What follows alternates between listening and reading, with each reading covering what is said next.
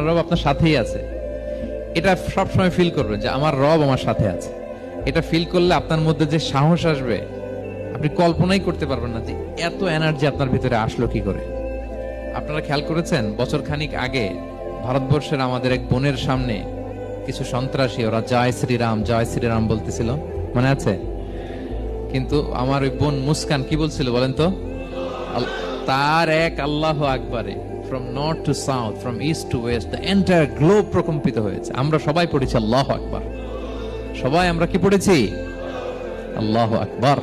কারণ সে ফিল করেছে যে আল্লাহ আমার সাথে আছে। মনকে তুমি বুঝিয়ে বলো আল্লাহ আছেন আমার সাথে, এটা ফিল করতে হবে।